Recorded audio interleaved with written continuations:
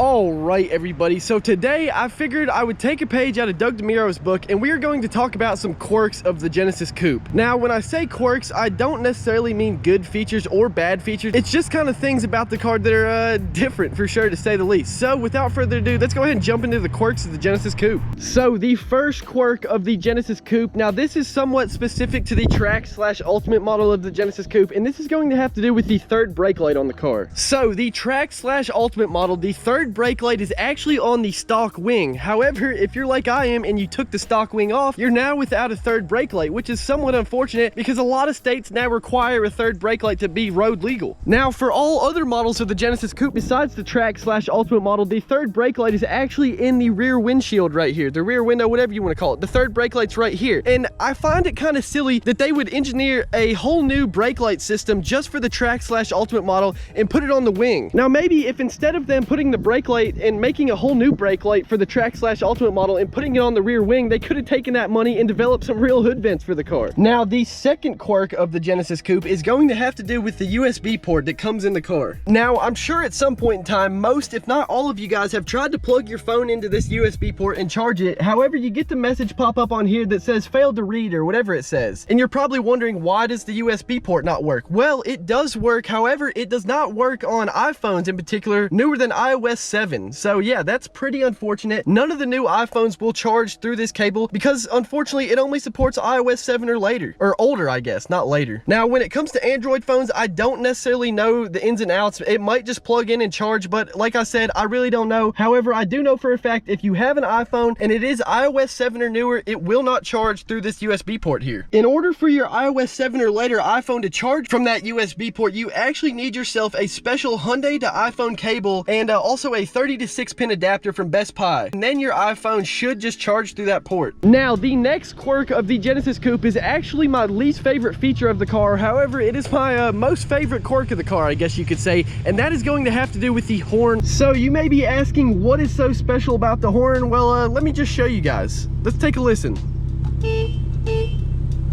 The horn on this car, man, it sounds like it belongs on a Volkswagen Bug. I mean, it is the worst sounding horn on any car I've ever heard, and it just makes me laugh every time I hear it. Like, whenever I get caught up in traffic or just some asshole cuts me off or something, instead of honking, I rev my car, because when I honk, the guy probably laughs at me instead of me making a point to him to not cut me off. He's probably sitting there laughing at me for how terrible this horn sounds. The next quirk of the Genesis Coupe is going to have to do with the gauges that comes inside the car. Now, I'm not gonna lie, I honestly really like the gauges in the car. It's a really cool feature that this car has, and not very many cars, if any others besides this, come with gauges in it like this one does. Now, for how useful they are, that's a whole nother story. So from left to right, you've got your fuel consumption gauge, you got your torque gauge, and then you got your oil temperature gauge. Now, out of these three, the only really useful one is this oil temperature gauge. The torque gauge, that's kind of just for show, and the fuel consumption gauge, I mean, I think it's just a placeholder, if you want me to be honest. They could have easily thrown something up on the screen that shows you how many miles per gallon you're getting instead of making a whole gauge dedicated to it, but nonetheless, it is a cool feature. But these two right here, they're not very useful. Now, since I'm talking about the gauges, I figured I would mention real quick, if you have a 2.0T, the torque gauge is actually a boost gauge in that car, so it's not a useless gauge in that car. It actually provides you with useful information on how much boost you're making. But yeah, in the 3.8, they replaced the boost gauge with a torque gauge, and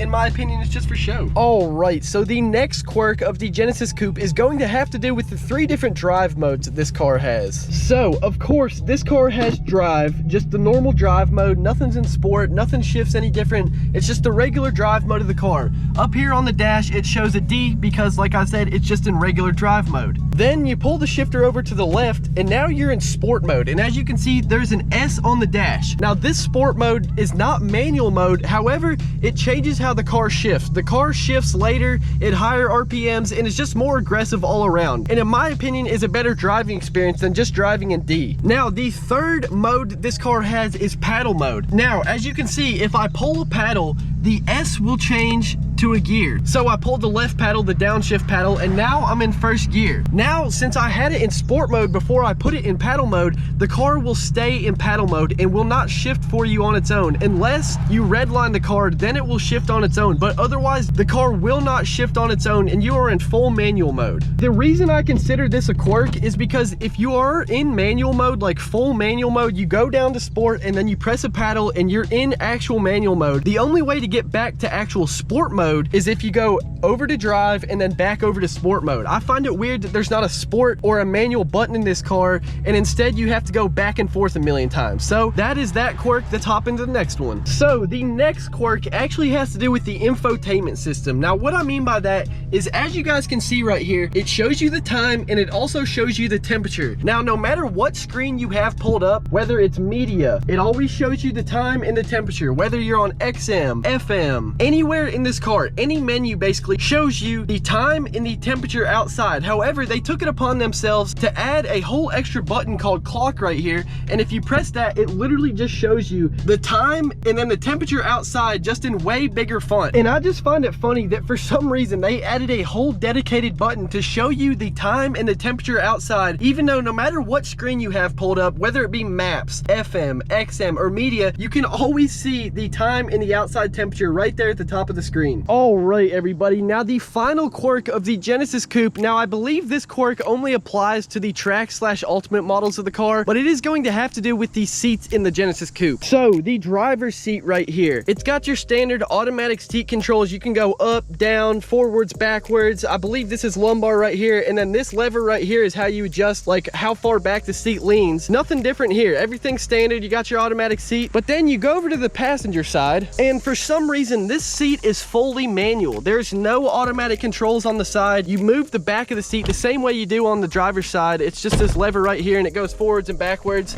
However, to make it go forwards and backwards, like the seat itself, like go forwards and backwards, not this thing, you got to pull this lever down here. And I just find it weird that in a luxury sports coupe, they made it so only the driver's seat is automatic and the passenger seat is manual. Now, those are the 6 main quirks of the Genesis Coupe that I wanted to talk about in this video. If you guys think I missed any, let me know down in the comments below. Now, before we wrap this video up, I said last video I was going to show you guys how to change and check the catch can. So let's go ahead and do that. All right, so to check / empty out the catch can, all you got to do is unscrew this bottom piece right here. I think you guys can see it, and then dump it out. That's really all there is to it. So I finally got it broken loose. I'm just gonna pretend like it didn't just take me 20 minutes to get this thing unscrewed. At first I was trying to turn it the wrong way, and then I just couldn't get my hand in a good enough position where I have it mounted at. It's not the easiest thing to get in and out, I'm not gonna lie.